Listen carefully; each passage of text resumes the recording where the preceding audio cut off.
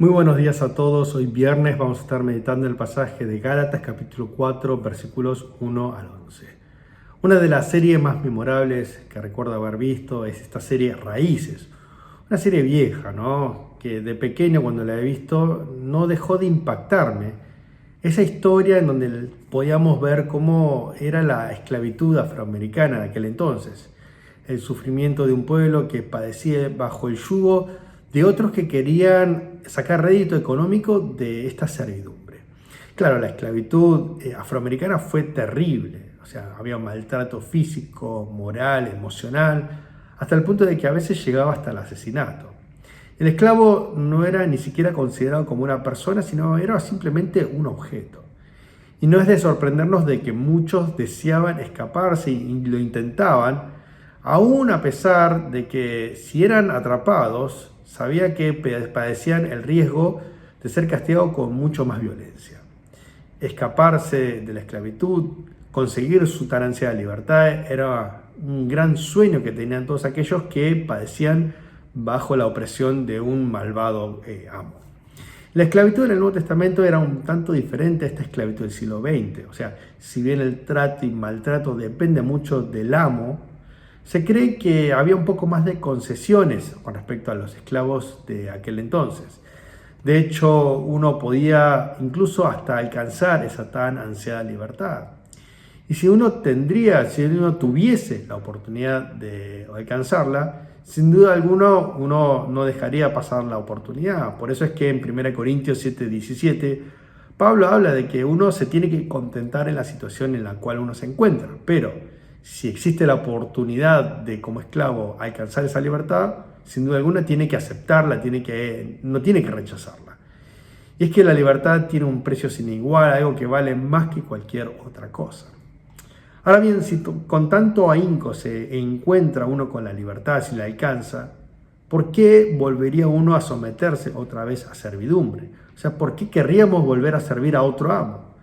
¿Quién en su sano juicio haría esto de nuevo?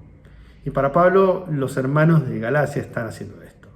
En el versículo 9, Pablo declara frustrado: en cambio ahora que han conocido a Dios, o mejor dicho, ya han sido conocidos por Dios, ¿cómo es que se vuelven de nuevo a los débiles y pobres principios elementales? Quieren volver a servirlos otra vez. ¿Por qué está Pablo enojado con los hermanos de Galacia? Es porque ellos quieren volver a ser esclavos del amo incorrecto. Nótese los versículos 3 al 5.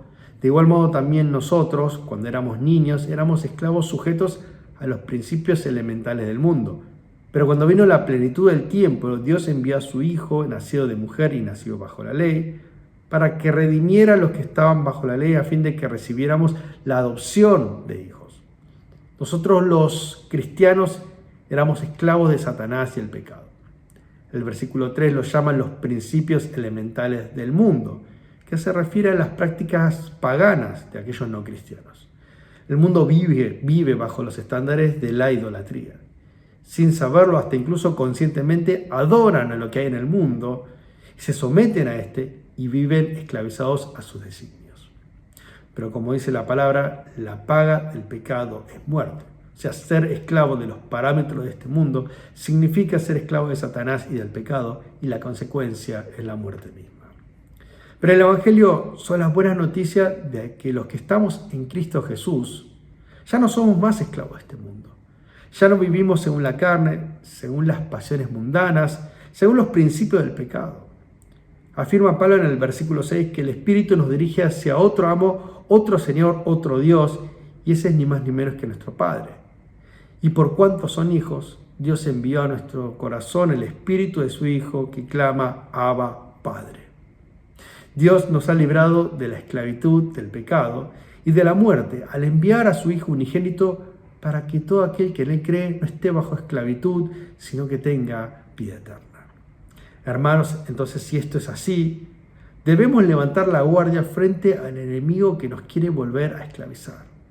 El mundo no cesa de ofrecernos tentaciones dulces al paladar y a los ojos que quiere engañarnos y atraernos otra vez hacia él. El mundo quiere que caigamos bajo su esclavitud otra vez. Pero hoy quienes tenemos al Espíritu de Dios clamando: Padre, tú eres mi Señor y mi Salvador, mi amo y mi todo, velará y guardará su alma, de modo que la eternidad disfrute de la perpetua libertad gloriosa en el seno de nuestro Salvador para toda la eternidad.